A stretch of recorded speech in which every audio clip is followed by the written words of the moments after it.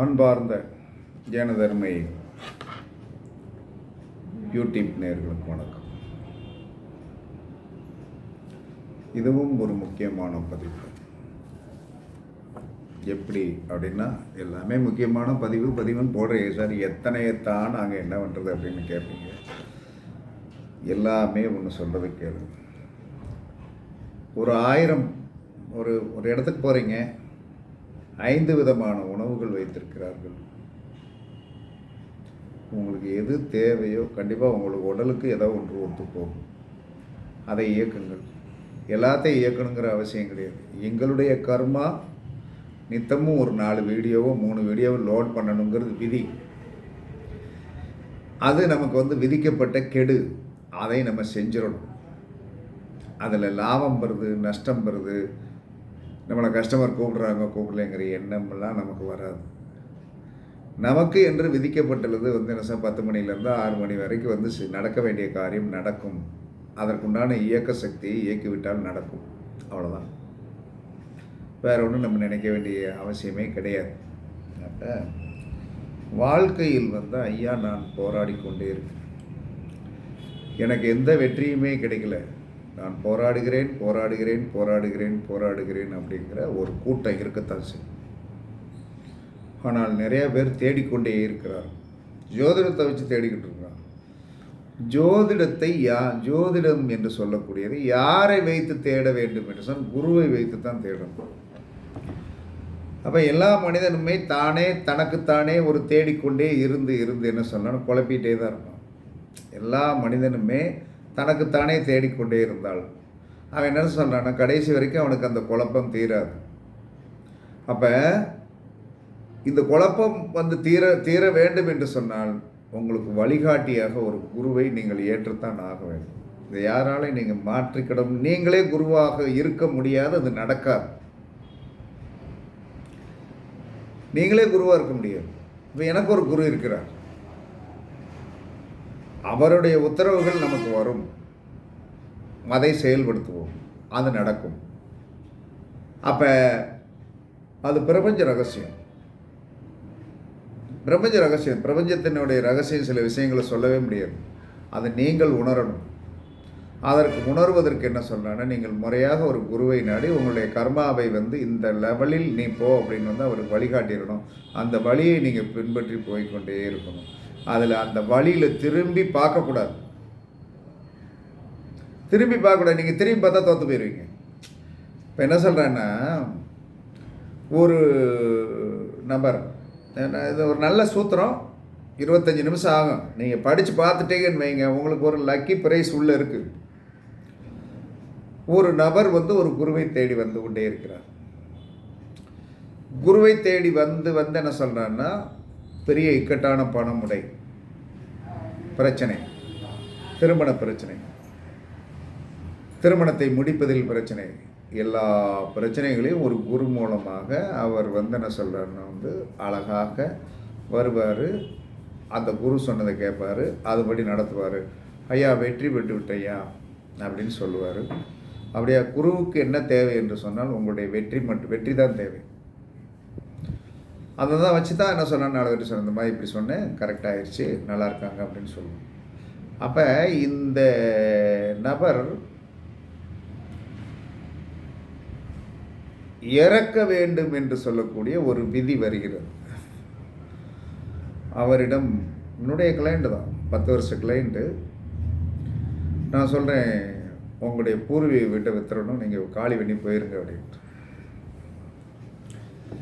ஏன்னா அந்த பூர்வீக வீடு என்ன சொன்னால் அவர் பேரில் இருக்குது, நல்ல வீடு. ஆனால் என்ன சொன்னால் கொஞ்சம் மெயினில் கிடையாது, 2 வீலரில் தான் அந்த வீட்டுக்கு போக முடியாது, ஒரு கார் கூட அந்த இடத்துக்கு போக முடியாது. ஆனால் வீடு நல்ல பெரிய வீடு, அற்புதமான வீடு. விற்க சொல்லியாச்சு, சரி வித்துறேன், வீடை காலி பண்ணியாச்சு. ஓகே, அது வரைக்கும் ஈஸியாக நல்லா இருக்கார், எந்த பிரச்சனையும் கிடையாது. அப்போ என்ன செய்கிறாருன்னா, காலம் விதி அவரை பிரச்சனைக்கு உள்ளாக்க வேண்டும் என்று வரும்போது எப்பயுமே நம்ம வீட்டில் ஒரு குழந்தை இருக்கும். எப்போ கார்த்திகை நட்சத்திரத்தில் ஒரு குழந்தை பிறந்துருச்சுன்னு வைங்க,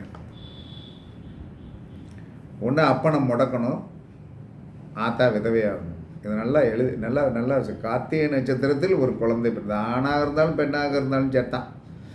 கார்த்திகை நட்சத்திரத்தில் வந்து ஒரு குழந்தை பிறந்து விட்டால் அந்த தாய் வந்து இளமையில் விதவையாகணும்.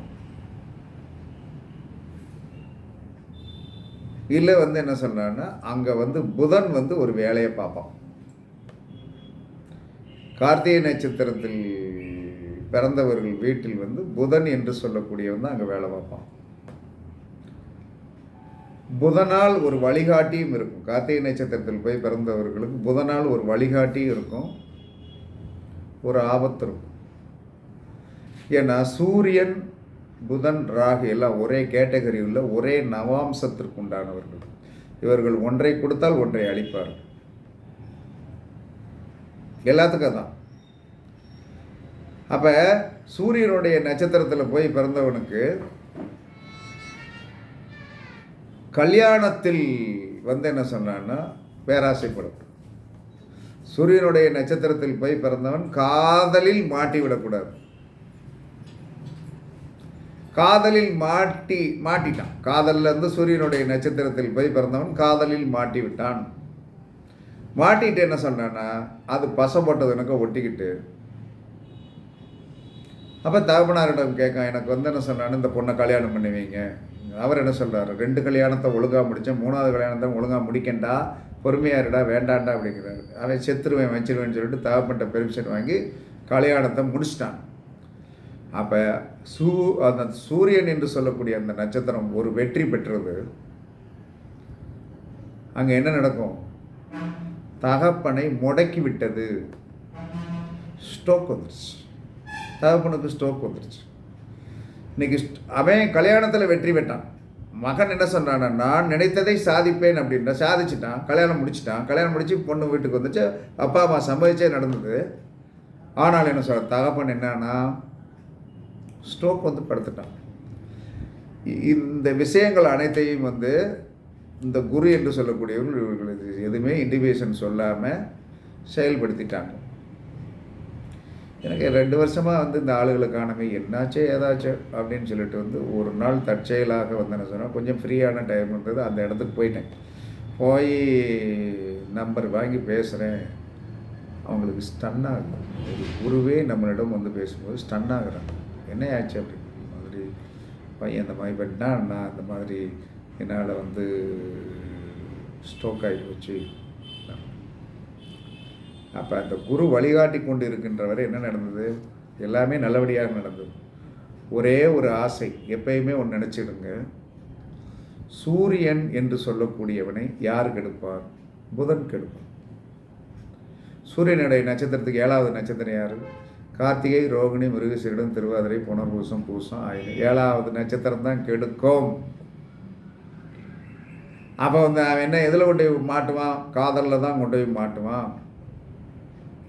அப்போ அந்த சூரியனுக்கு 7வது நட்சத்திரம் வந்து என்ன சொல்கிறான்னா வந்து ஆயில்ய நட்சத்திரம், புதனுடைய நட்சத்திரங்கள் தான் வரும். அப்போ புதனுடைய நட்சத்திரங்கள் வந்து என்ன சொல்கிறான்னா வந்து 7வது நட்சத்திரம், அதுக்கடுத்து என்ன 16வது நட்சத்திரம், அதற்கடுத்து 25வது நட்சத்திரமாக வரும். அப்போ வரும்போது என்ன செய்யும் என்று சொன்னால், ஒரே நவாம்சத்தில் உள்ளவர்கள் ஒன்றை கொடுத்து ஒன்றை அளிப்பார்கள். பொன்னை லவ்வை வந்து லவ்வில் ஜெயித்தான், தகப்பனாரை முடக்கி விட்டான். இன்றைக்கி அவர் வீட்டில் படுத்திருக்காரு, அதே பொண்ணு அங்கே இருக்குது, பையன் இருக்கான், வாழ்ந்துட்டு இருக்காங்க.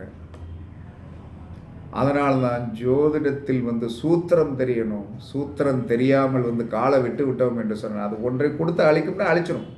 அப்போ நம்ம என்ன செய்யணும், ஏதோ உலகத்தில் என்ன சொன்னேன்னா காதல் என்று சொல்லக்கூடியது என்ன பெரிய இதாக, அதெல்லாம் ஒன்றும் கிடையாது.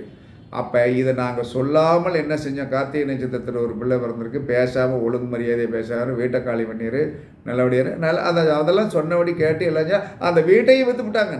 நல்லபடியாக விட்டுனாங்க. மகனுடைய இச்சைக்கு தகப்பன் பணிந்ததனால் மகன் செத்து போயிடுவாங்க. கார்த்திகை நட்சத்திரத்தில் போய் பிறந்த எவனுமே தூக்கு போட்டு சாக மாட்டான். சும்மா பொய் சொல்லுவோம், நடிப்பு, வேகம் எல்லாம் செய்வாங்க. சூரியன் வந்து தன்னுடைய ஆர்ஜிதத்தை அனுபவிக்கணும் அப்படிங்கிற ஒரு எண்ணம் தான் இருக்கும். அதனால் வந்து என்ன செய்ய, இந்த மாதிரிலாம் ஜோதிடத்தில் வந்து உள்ளார்ந்த விதிகள் இருக்கிறது. எல்லா மனிதனுக்குமே வந்து என்ன சொன்னான்னா வந்து ஒரு 3 நட்சத்திர நவாம்ச அதிபதிகள் இருக்கிறாங்க. அப்போ இந்த 3 நட்சத்திர நவாம்ச அதிபதிகள் வந்து 2 அனுபவிச்சுக்கலாம். ஒன்று வந்து என்ன சொன்னான்னா நீங்கள் வந்து என்ன நியூட்ரலில் தான் வச்சுருக்க முடியும். இப்போ வந்து என்ன சொன்னான்னா ஒரு நவாம்சத்தை சொல்கிறேன். ஒரு 20 நிமிஷம் ஆனாலும் பரவாயில்ல, எல்லோரும் நல்லா படிங்க. அதாவது என்ன சொல்கிறான்னா, இப்போ சூரியனுடைய நவாம்சம் இருக்குது. சூரியனுடைய நவாம்சத்துக்கு சம்பந்தப்பட்டவர்கள் யார்? செவ்வாய், சுக்கிரே, சனி. செவ்வாய் என்று சொல்லக்கூடிய ஒரு தைரியம், ஒரு திடமான மனிதன் வச்சுக்கிட்டு, செவ்வாயே ஒரு திடமான மனிதன். சுக்கிரன் என்று சொல்லக்கூடிய திருமணம், சனி என்பது தொழில். ஒரு மனிதன் திடமாக இருந்து 10ஆம் பாவம் நன்றாக இருந்தால் சுக்கிரன் நல்லா இருக்காது. அவனுடைய கல்யாண வாழ்க்கையில் அப்படி தான் இருக்கான். ஆள் நல்லா இருக்கான், தொழில் நல்லா பார்க்கான். வீட்டுக்கு வந்தால் என்ன சொன்னான்னா அங்கே சுக்கிரன் வந்து என்ன சொன்னான்னா வந்து இவனுக்கு வந்து சரியான இன்புட் கொடுக்காது. அதில் ஒரு போராட்டம் இருக்கும். சரி, ஆள் நல்லா இருக்கான், கல்யாண வாழ்க்கையில் ரொம்ப ஜாம்னு இருக்காங்க, ஆனால் தொழில் நல்லா இருக்காது.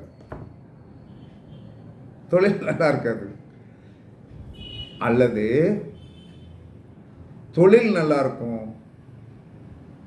சுக்கிரன் நல்லா இருக்கும். சுக்கிரன் நல்லா இருக்கும், தொழிலும் இருக்கும், சுக்கிரனும் இருக்கும், பெண்ணுக்கு தொழில் இருக்கும், அந்த பொண்ணு நல்லா இருக்கும். இந்த நபர் நோயாளியாக மாறிடும்.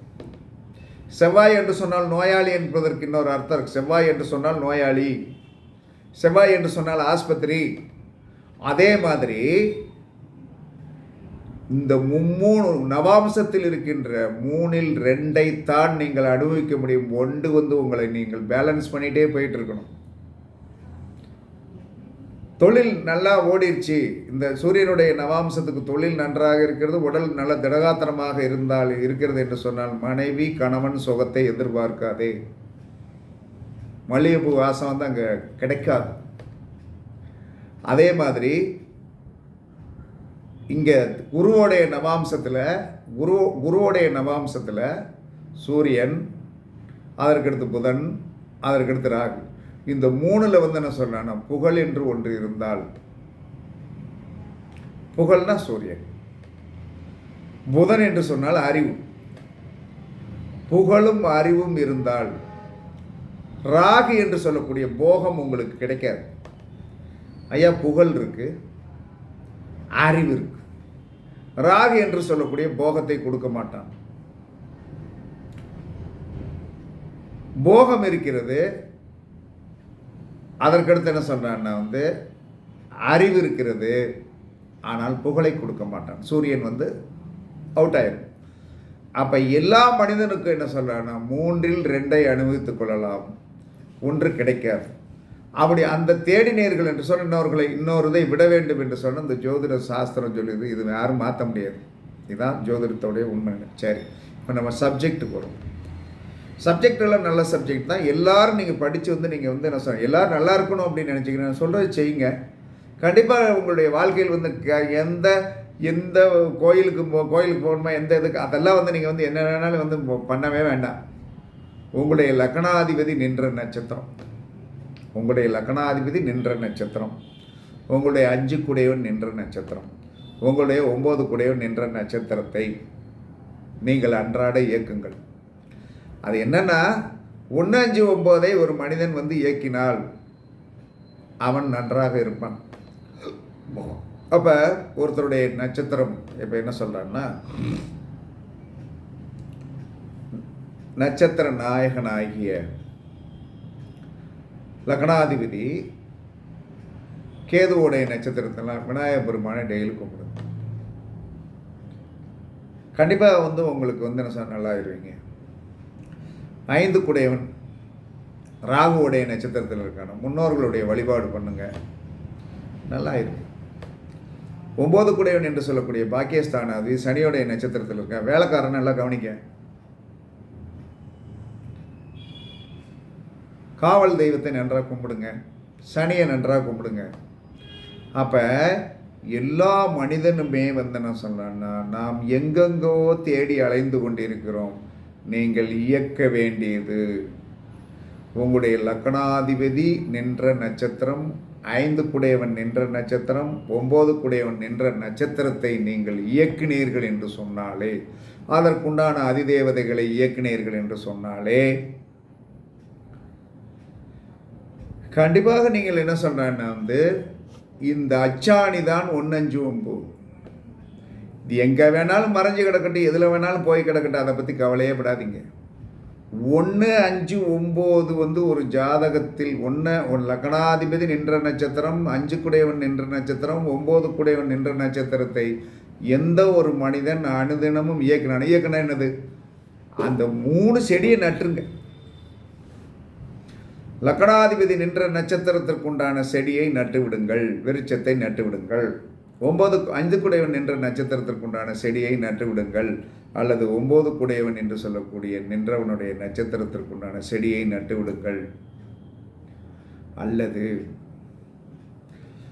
1, 5, 9 குடையவன் நின்ற நட்சத்திரத்திற்குண்டான அதிதேவதையை ஃப்ரேம் பண்ணிடு. லக்னாதிபதி நின்ற நட்சத்திரத்திற்குண்டான அதிதேவதை A4 ஒரே ஃபோட்டோவில் A4 சைஸில் லக்னாதிபதி நின்ற நட்சத்திரத்தோடைய அதிதேவதை, 5 குடையவன் நின்ற நட்சத்திரத்தோடைய அதிதேவதை, 9 குடையவன் நின்ற நட்சத்திரத்தோடைய அதிதேவதை 3 நல்லா ஒரே A4 சைஸ்க்குள்ளே போட்டு ஃப்ரேம் பண்ணி நல்லா நீட்டாக என்ன டெய்லி காலையில் எழுந்திரிச்ச உடனே இத்தனைக்கான மல்லிகைப்பூ சரம் போட்டு சந்தன குங்குமம் வச்சு ரெண்டு என்ன சொல்கிறான்னா பத்தி காட்டி ஏதாவது ஒரு சின்ன இனிப்பை நித்தமும் வச்சுட்டு வீட்டை விட்டு கிளம்புங்க. வேலை செய்தா இல்லையான்னு பாருங்க.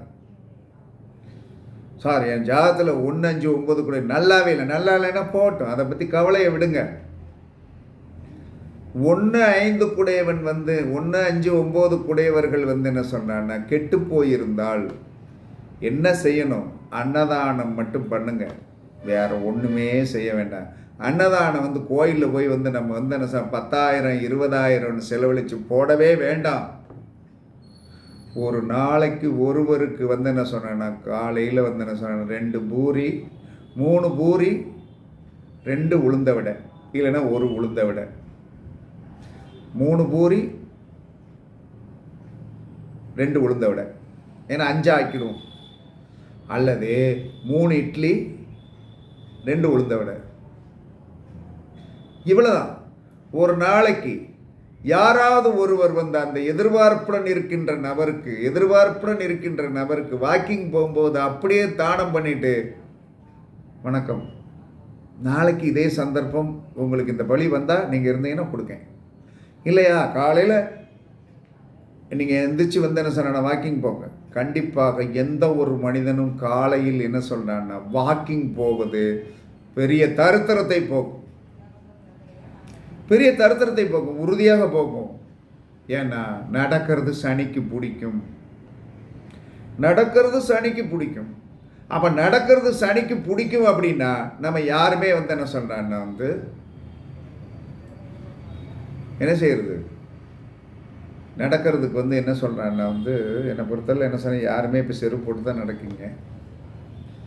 கொஞ்ச நேரம் என்ன சொல்கிறான்னா ஒரு 10 நிமிஷம்னாலும் என்ன சொல்கிறான்னா நீங்கள் வாக்கிங் போங்க, செருப்பு போட்டு போங்க. ஜெயிக்கணும்னா நான் ஒரே சொன்னேன், எப்போயும் ஆள் இல்லாத இடம்னு ஒன்று இருக்கும். வாக்கிங் போகும்போது ஆள் இல்லாத இடத்துல போனீங்கன்னா கொஞ்சம் தூரம் நடந்துட்டு என்ன சொன்னேன் 2 செருப்பையும் தூக்கி என்ன சொன்னான்னா கம்புக்கூட்டில் இடிக்கிட்டு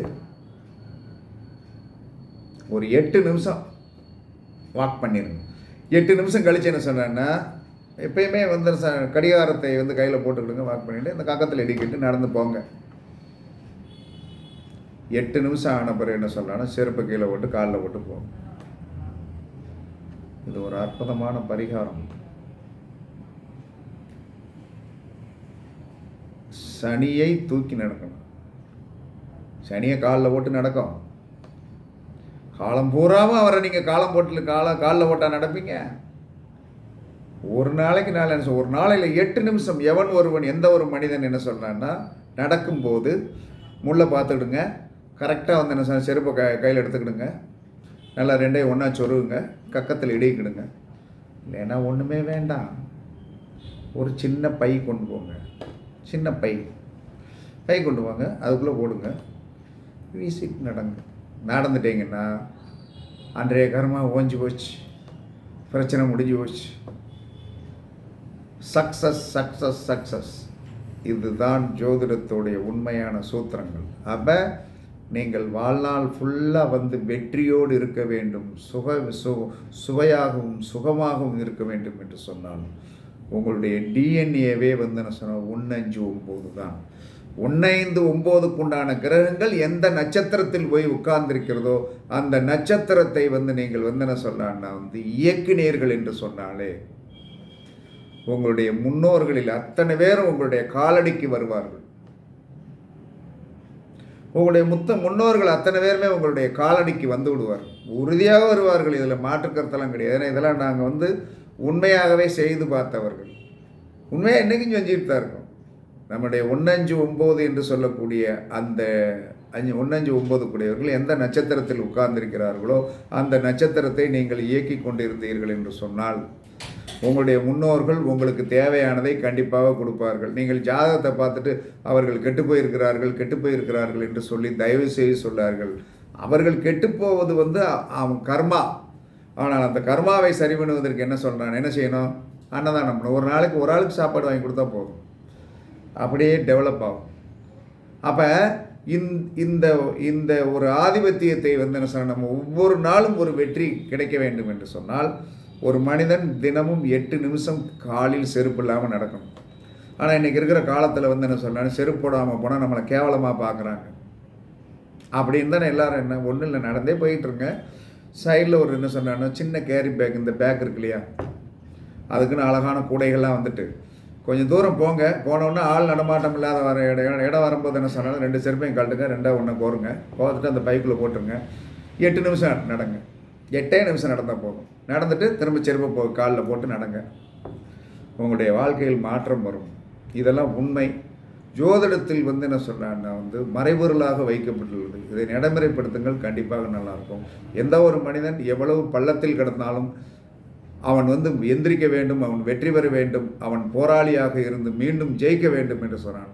உங்களுடைய லக்னாதிபதி நின்ற நட்சத்திரம், 5 குடையவன் நின்ற நட்சத்திரம், உங்களுடைய 9 குடையவன் நின்ற நட்சத்திரத்தை அன்று கண்டிப்பாக நீங்கள் கோயிலுக்கு இங்கே கோயிலுக்கு போயிருங்க. அந்த நட்சத்திரத்துக்கு உண்டான இது நம்ம ஊர்களில் சுற்றி எங்கனையாச்சும் கண்டிப்பாக இருக்கும். 3 தடவை அந்த நட்சத்திரம் வரும். 27 நாள் 30 நாளில் 3 நாள் அந்த நட்சத்திரம் வரும். நீங்கள் போங்க. இன்னொரு விஷயம் என்ன சொல்கிறேன்னா, நீங்கள் நித்தமும் தானம் பண்ணணும் அப்படிங்கிறத கூட நான் சொல்லலை. அப்படிலாம் நடக்குமா அப்படிமா, அதெல்லாம் அப்படிலாம் நடக்கத்தான் செய்யும், நடக்க முடிக்க வைக்க முடியும். அப்போ என்ன சொன்னேன்னா, உங்களுடைய லக்னாதிபதி நின்ற நட்சத்திரத்தன்று ஒருத்தருக்கு உணவு தானம், உங்களுடைய 5 குடையவர் நின்ற நட்சத்திரம் ஓடிக்கொண்டிருக்கும் போது ஒரு உணவு தானம், உங்களுடைய 9 குடையவர் நின்ற நட்சத்திரம் ஓடிக்கொண்டிருக்கும் போது உணவு தானம் பண்ணி பாருங்கள். மாதத்தில் 3 தடவை அன்னதானம் பண்ணிடுறீங்க, வாழ்க்கையில் ஜெயிச்சிருவீங்க. அன்றைக்கு மட்டும் என்ன சொன்னா, உங்களுக்கு பிடித்தமான கோவில் அல்லது அந்த நட்சத்திரத்திற்கு உண்டான கிரகங்களுக்கு நீங்கள் என்ன விளக்கேற்றிட்டு வாங்க. வாழ்க்கை கண்டிப்பாக ஜெயிக்கும். ஜெயிக்காதுன்னெலாம் சொல்லவே முடியாது. அதனால் இந்த மாதிரி தான் ஜோதிடத்தில் இருக்கின்ற நெகட்டிவை நாம் சரி பண்ணுவதற்கு முடியுமே தவிர, பெரிய யாகங்கள் அதெல்லாம் வளர்க்குறதெல்லாம் பெரிய கோடீஸ்வரன் சம்பாதித்து வைத்திருக்கிறவன் செய்யட்டும். நமக்கு இது நம்ம ஏழைக்கு ஏற்ற எள்ளுருண்டைன்னு தான் சொல்லுவோம். ஏழைக்கு ஏற்ற எள்ளுருண்டை, நமக்கு தக்கன நம்ம வேலையை பார்த்து ஜெயிச்சிருவோம் அப்படிங்கிறது தான் என்னுடைய தனிப்பட்ட கருத்து. இதனால் தான் நான்லாம் என்ன சொன்னேன், ஒரு உயரத்திற்கு வந்ததுக்கு காரணம் இந்த 159 இயக்குனதுனால தான். எனக்கு தெரிந்து அன்னதானம் அது நித்தமும் உண்டு. அப்படி பண்ணும்போது எங்கோ இருந்து நம்மளுடைய முன்னோர்கள் நம்மளுக்கு ஆசீர்வாதம் பண்ணிக்கொண்டே இருக்கிறார்கள், இன்றும் செய்து கொண்டிருக்கிறார்கள், நாளையும் செய்வார்கள்.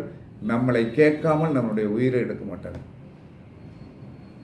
இது ஜோதிட சூத்திரம். அதனால் உங்களுடைய வாழ்க்கையில் நீங்கள் மிக மிக பெரிய வெற்றி பெற வேண்டும் என்று சொன்னால் எந்த நட்சத்திரத்தை இயக்க வேண்டும் அப்படின்னா 1, 5, 9 கூடியவர்கள் நின்ற நட்சத்திரத்தை இயக்கி அந்த நாளில் அன்னதானம் செய்து ஒவ்வொரு நாளும் 8 நிமிடம் சரியா ஒன்றும் இல்லை. தெருவில் போகும்போதெல்லாம் செருப்பு தூக்கிட்டு நடக்க முடியாது, கேவலமாக இருக்கும். மாடியில் 8 நிமிஷம் செருப்பு இல்லாமல் நடங்க. மாடியில் 8 நிமிஷம் செருப்பில்லாமல் நடங்கள். கண்டிப்பாக உங்களுடைய கர்மா குறையும் என்று கூறி உங்களிடமிருந்து விடைபெறுவது சிப்பிப்பாறை ஜோதிடரசு ஆதி ராகவன் ஜெயபாலாஜி. சுகமே சூழ்க, சுகமே சூழ்க. வாழ்க வளமுடன், வாழ்க வளமுடன். வணக்கம், வணக்கம், வணக்கம், வணக்கம்.